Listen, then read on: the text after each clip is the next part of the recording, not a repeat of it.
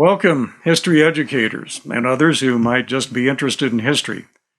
I'm here today to ask you to look at history education through different glasses than we've become accustomed to wearing over the past couple of decades or so, when many of us came to believe that the primary purpose of history education is to teach historical thinking skills, modeled after the job skills of professional historians, when historical knowledge itself became relegated to a supporting role, providing the context or examples needed to teach the thinking skills, and when any historical knowledge would do because it was merely the means to an end. I'm asking you to consider the possibility that what we really should be after, what the primary purpose of history education should be, is to teach students useful historical knowledge, which is why history became part of the school curriculum in the first place. But not just any kind of historical knowledge, recurring dynamics of history that have repeated multiple times over a span of years, often over millennia. I hope you'll come to agree that this is the most important kind of historical knowledge that we can teach. And at the end of this session, I'll be offering a sample teaching module that can demonstrate how recurring dynamics of history might be taught in the classroom. It's titled, "Democracy is Fragile. It has repeatedly fallen to authoritarian rulers." Today's session is being presented at the 101st Annual Conference of the National Council for the Social Studies, being held virtually for the second year in a row due to the COVID pandemic. This session is called, "Can Recurring Dynamics of History Rescue History Education?" That's the central question, which we can only answer after addressing three preliminary questions: what, why, and how. What is the present situation? Why is it happening? How can we fix it? These three questions can be answered and this session summarized in one sentence. History education has been in decline for decades because, and this may hurt, it doesn't supply useful historical knowledge, which may be corrected by teaching our students recurring dynamics of history. Being history types, you'll want to see evidence to back up that sentence. But first, some background. I'm Mike Maxwell, and I taught history for a dozen years in a small school district in the southwest corner of Colorado. Like many of you, I'm sure I tried history teaching because I cared about history, which probably grew out of being sent to Vietnam as a young man and wanting to understand why I was living in a hole in the ground on the other side of the world.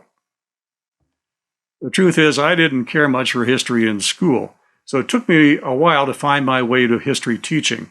But when I did, I wanted to naturally do a good job, and I tried lots of different strategies, source analysis being the main historical thinking skill, simulations, which I liked a lot and my kids liked too, formal research papers, which were not so popular with my clientele, multimedia presentations.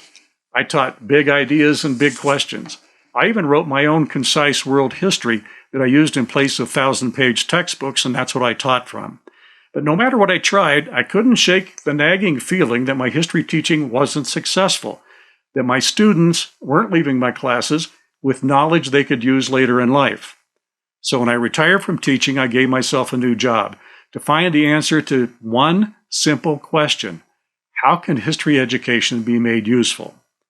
I wrestled with that question for 7 years, and then put what I learned in a book called Future-Focused History Teaching, Restoring the Power of Historical Learning. It identifies 5 basic problems of history education and how they might be overcome.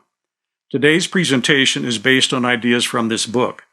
At the same time, I used the opportunity to put my concise world history into book form as well, and it also discusses recurring dynamics of history and offers 16 examples. Okay, let's turn to that evidence. What is the present situation of history education? The short answer, as we saw earlier, is that history education has been undergoing decline for decades now. Since this session is called "Can Recurring Dynamics of History Rescue History Education?", my first task is to establish that history education, in fact, needs some rescuing. If we were meeting in person, I'd be asking for a show of hands right now. How many people here think that history education is in trouble? What do you think? Is history education hurting? Is that the present situation? Well, let's look at the evidence. William H. McNeill was a highly respected world historian at the University of Chicago and a former president of the American Historical Association. In 1976, in a speech to his colleagues at AHA, he noted that history education was no longer compulsory in American colleges and universities. And he said this: in the 1960s, college students became free to avoid history and did so in such numbers as to exacerbate the job crisis of our junior colleagues. The 1960s to the 2020s, that's 60 years. Here we have Professor McNeill telling us that history education has now been in decline for over half a century. The beginning of the decline can probably be traced to 1957, when the Soviet Union launched Sputnik into Earth orbit, which caught the United States completely off guard, and America's educational priorities immediately shifted.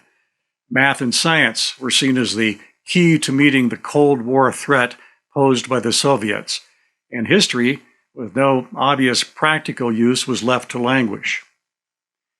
And it's been that way more or less ever since. Looking at the change occurring in history education about 50 years ago, Cambridge historian Richard J. Evans reported that bachelor degrees awarded in history at American universities plummeted by 63% in 15 years. He said they went from 44,000 in 1970-71 to 16,000 in 1985-86. Moving forward in time, in 2011, Linda Salvucci was chair of the National Council for History Education when she said, "Public officials and society at large have devalued the study of history. History must not be allowed to become some optional or occasional add-on to the real curriculum." At about the same time, our host, the National Council for the Social Studies, was complaining that the last decade of the 20th century and the first decade of the 21st have seen the marginalization of the social studies curriculum, instruction, and assessment at all grade levels. In 2012, the American Historical Association reported the systematic teaching of history had all but ended in elementary schools across the country. In late 2018, the AHA observed, of all major disciplines, history has seen the steepest decline in the number of bachelor degrees awarded. One more sad but telling statistic.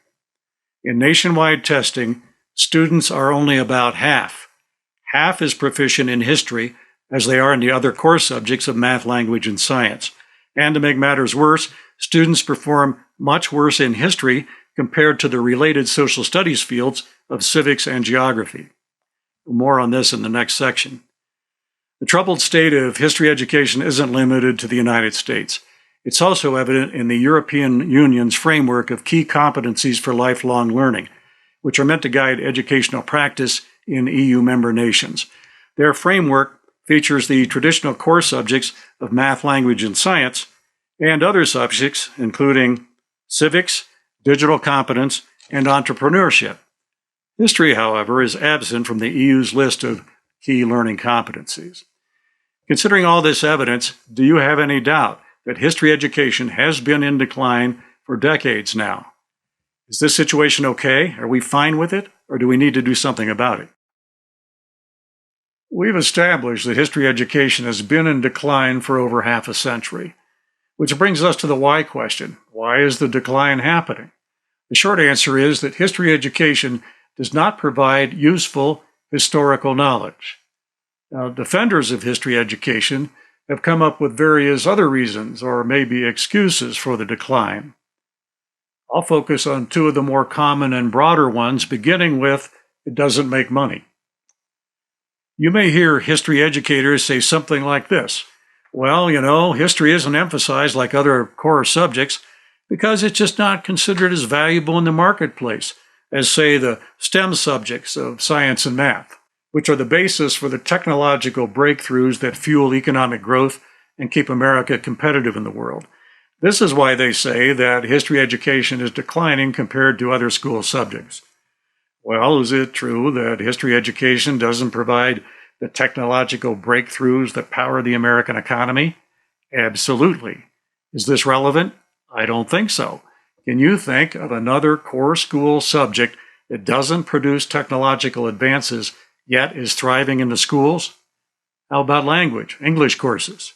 The fact that language courses can thrive without advancing technological knowledge gives lie to the excuse that history's in decline because it doesn't produce technological knowledge that is valuable in the marketplace.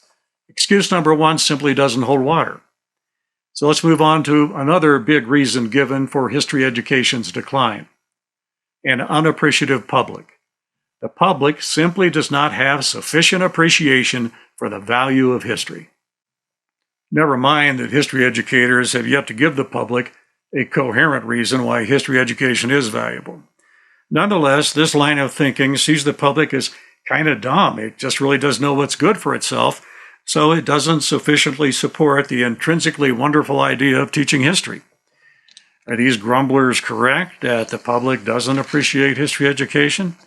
It sure looks that way, considering the continuous decline of history education we recognized in the last segment.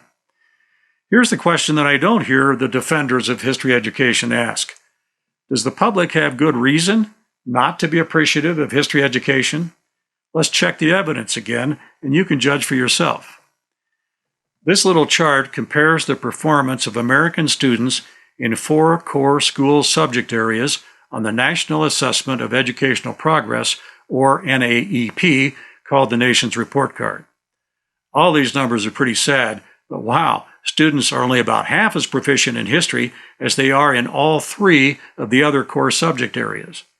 31.5% proficient in language, 33% in math, 31% in science, and only 16% proficient in history.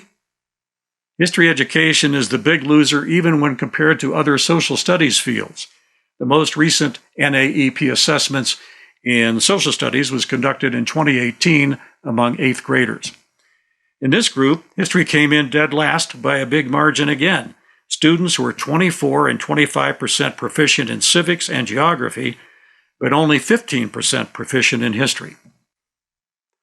What is going on here? History isn't just a little bit less effective than these other school subjects. It's in an entirely different league of terrible academic performance. Something must be seriously wrong with history education for it to perform so remarkably worse than these other subjects. These objective findings, consistent over the years, have nothing to do with promoting technology or making money in the marketplace. These dismal history numbers weren't caused by public apathy. These numbers simply measure how well students are learning their history in school, and apparently they're not learning much. Numbers like these don't give the public a whole lot of reason to be appreciative of history education, nor do other notable indicators of history education's perceived value to society. In addition to the NAEP figures along the top row, this chart looks at 4 additional indicators. Going down the list, federally mandated nationwide testing. This is the testing that nearly all American students are required to undergo every year. Last time I checked, testing was mandated in language, mathematics, and science, but not in history. Next on the list, common state standards. Language, math, and science have them. History does not. The ACT college placement test.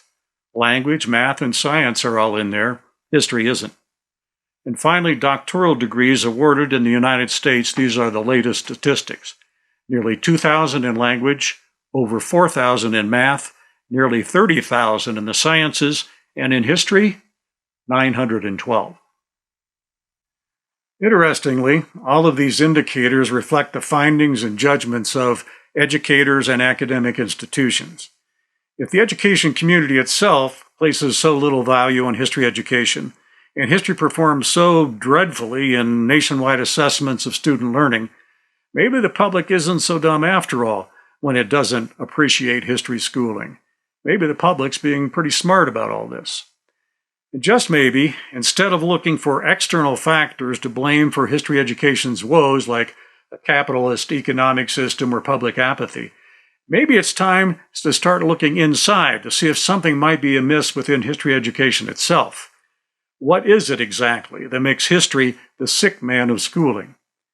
I believe the answer becomes obvious when we step back to ask the fundamental question, why does formal education or schooling exist? Can we agree that formal education exists to provide knowledge that can help students and society to function effectively in the future?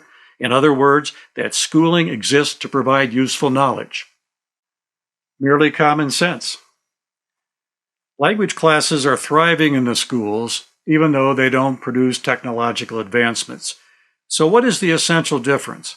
What is the big reason that can explain why language courses thrive and history courses decline? Well, English courses fulfill the purpose of education by teaching us how to read and write. Extremely useful knowledge that we'll use virtually every day of our lives until the day we die.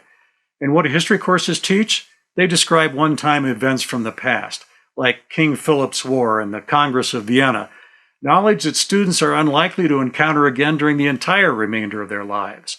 On one hand, you have very useful knowledge. On the other hand, you have essentially useless knowledge. Which one is likely to thrive? Which one is likely to die on the vine?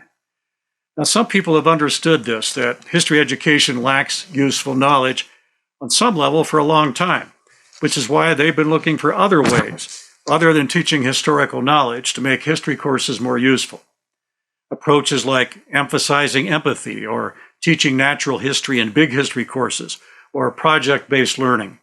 But mostly over recent decades, it's meant teaching students historical thinking skills, supposedly the job skills of professional historians, but in reality, largely general thinking skills useful in almost any field, like examining sources of information for credibility, which, by the way, is specifically called for in the Common Core standards for both English and math.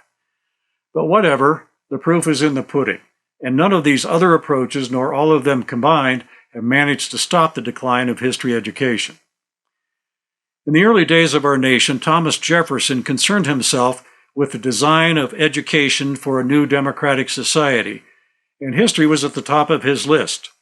How did he believe citizens could benefit from the study of history? Jefferson wrote, "History, by apprising them of the past, will enable them to judge of the future. The experience of other times and other nations will qualify them as the judges of the actions and designs of men." Jefferson certainly believed that historical knowledge was useful for informing judgment in human affairs, and therefore necessary to the functioning of a democratic society. How diminished we are today in our purposes if we see the primary function of historical learning as teaching the job skills of historians. The dictionary defines useful as capable of being put to use, like a shovel or an automobile, or maybe a piece of knowledge that can be applied in the future to inform judgment. But history education specializes in one-time isolated events from the past that do not lend themselves to being put to use in the future and are therefore not useful. Now, I think I can hear some of you out there thinking, wait a minute, I teach useful historical knowledge like the Nazi genocide inflicted on the Jewish population in World War II. We certainly don't want something like that happening again. That is useful knowledge. And I agree. It's useful because genocide is a recurring dynamic of history that happened countless times before the Nazis and has happened since the Nazis in places like Cambodia and Rwanda, and very well might happen again. So if you're teaching useful historical knowledge, like genocide, for example, you might already be teaching some recurring dynamics of history without being aware of it. It's helpful to be aware of what does constitute historical knowledge that can be put to use and what doesn't. In a nutshell, one-time isolated events of the past, not useful. Recurring dynamics of history that might well happen again, useful. History originally became part of the school curriculum to teach students about history, just as mathematics became part of the school curriculum to teach students about mathematics, how to add and subtract, not to teach the job skills of mathematicians. The newer alternative approaches to teaching history surely may have some value. Lord knows in this day and age, we want students to have some experience in assessing the validity of information sources. But overall, these alternative teaching tactics look to me suspiciously like attempts to compensate for history schooling's lack of useful historical knowledge. When we look at math, English, science, and history, we are looking at four fundamental realms of human knowledge. All are important, history no less than the others, because history deals in the crucial realm of human affairs. Three of these realms are based on providing useful knowledge that can be applied in the future. Consequently, they fulfill the purpose of education, and they are thriving. One realm is based on recounting one-off events from the past, and it's in decline. To expect history education to somehow thrive without it providing useful historical knowledge, without it satisfying the basic function of education, is to place one's faith in pixie dust. So now we've seen compelling evidence that history education has been undergoing decline for decades because history education does not supply useful historical knowledge. So now the question becomes how to fix it. And the short answer, by teaching students recurring dynamics of history. But is it truly possible to overcome history education's basic lack of useful historical knowledge? In my view, there is a good solution readily available. But where to find it? By looking at the evidence, of course, to see how all other school subjects provide knowledge useful in the future. And when we look, we see that other school subjects are based on identifying and teaching general principles derived from the subject matter of that particular discipline, such as addition and subtraction in mathematics, punctuation and grammar in language, and photosynthesis or gravity in science. All of these are general principles. All can be applied in the future, so all are useful knowledge. And it's not just school subjects. Virtually every productive field of human endeavor is based on general principles, from medicine to fly fishing to small engine repair. It could be said that disciplines of all kinds exist for the very purpose of identifying, systematizing, and imparting their general principles of knowledge. General principles are amazing things. They have the capacity to carry past learning across the boundary of time into the future, where this knowledge can help people to function effectively in their lives. Andy Boyd of the University of Houston, in the radio program The Engines of Our Ingenuity, calls generalization one of the most powerful weapons in the human arsenal. But he also warns they can be harmful things if they're wrong. How to avoid false generalizations? Probably the surest method is to make sure the generalization has proven valid over multiple trials. This is how scientific knowledge becomes accepted, all useful knowledge really. Do not allow anyone to sell you a lesson of history based on an N of 1. It can easily be an anomaly or an exception. Okay, so all other school subjects are based on general principles. So where can we find the general principles of history? Well, they've been around for 24 centuries or so, since at least the time of Thucydides in Greece and Sun Tzu in China. Among other principles, Thucydides identified three basic causes of war: fear, honor, and self-interest, and the principle that those who favor war tend to disparage those who resist war as cowardly or unpatriotic. Today, the Applied History Project at Harvard University is warning of what they call the Thucydides trap, the tendency of a rising power such as China to go to war against an established power such as the United States. It's good to be aware of this historical generalization. It might just help us avoid a devastating future conflict between the two superpowers. This is an excellent example of how a general principle of history can inform future judgment. Since publication of my book, Future-Focused History Teaching in 2018, I've come to realize that many academic historians will be reluctant to accept the idea that general principles can be derived from the subject matter of history. It seems to be a matter of tradition, which is why I've adopted the alternative term, recurring dynamics of history. the existence of which no one can reasonably deny.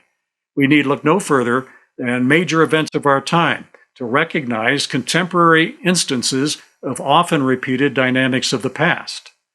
The problem-plagued U.S. invasions of Afghanistan and Iraq, the Great Recession of 2008, the COVID pandemic of 2020, and the present deep polarization in American society, which seems to be worse now than in the 1960s, although fortunately not yet a civil war. If students were to learn about recurring dynamics of history during their years of schooling, perhaps society wouldn't find itself so often dumbfounded and unprepared when these things happen again. Recurring dynamics of history are history education's equivalent to the general principles that make other school subjects useful. An additional thing to keep in mind about general principles or recurring dynamics of history and other social studies fields that also deal with variable human behavior, they identify tendencies, not hard and fast rules that always apply in every situation, like, for example, depression in the field of psychology, or mob behavior in sociology, or supply and demand in economics. The Harvard Applied History Project found that the Thucydides trap applied in 12 of 16 cases over the last 500 years, a 75% likelihood of occurrence. Knowledge of tendencies can be powerful for informing judgment. Although not every cigarette smoker will come down with lung cancer, we put warnings on cigarette packs because many will, and we think it wise to inform the public of the risks involved. So people can exercise informed judgment about smoking. Lives can be saved this way. In a similar way, recurring dynamics of history can inform society's judgment about events with the potential to involve large-scale death, destruction, and hardship, like wars, plagues, and financial meltdowns, the unfortunate stuff of history. So how could we teach recurring dynamics of history in school? Is it a practical undertaking? Well, I don't think it's rocket science. We would need to include a few basic elements, probably an introduction to the subject, maybe define terms. We'll definitely want a history of the dynamic in question, referencing its multiple occurrences over time. Probably a concluding exercise that asks students to consider how this dynamic might affect life in the future. Various other elements could be added to such a lesson, like videos or primary sources or a source analysis activity. With help from a few gracious teacher friends, I put together a sample lesson plan that demonstrates how a recurring dynamic of history might be taught in the classroom. Once again, that recurring dynamic is democracy is fragile. It has repeatedly fallen to authoritarian rulers. This teaching module is available in two formats, a paper version that can be downloaded from the internet, copied and distributed to students, and an online version developed by a gentleman named Teffel Hall, a very generous teacher colleague who works in the San Francisco School District. Some teachers might want to combine elements from the two formats. This sample teaching module is available from futurefocusedhistory.blog. I'm going to leave that address up there for a few seconds to give you time to write it down if interested. futurefocusedhistory.blog. I want you to know that I appreciate you sticking around to hear the evidence. To recap, history education has been in decline for decades because it doesn't supply useful historical knowledge, which we can correct by teaching our students important recurring dynamics of history. And in doing so, history education would join that wide range of human endeavors that remain relevant and useful to society because they provide knowledge that can be applied in the future. Recurring dynamics of history might seem somehow intuitively familiar to those well-versed in the subject of history, but they may go totally unrecognized by the general public and by the nation's leaders unless they're pointed out. Pointing them out should be a primary function of history education. What historical knowledge could possibly be more important? Thank you for your time.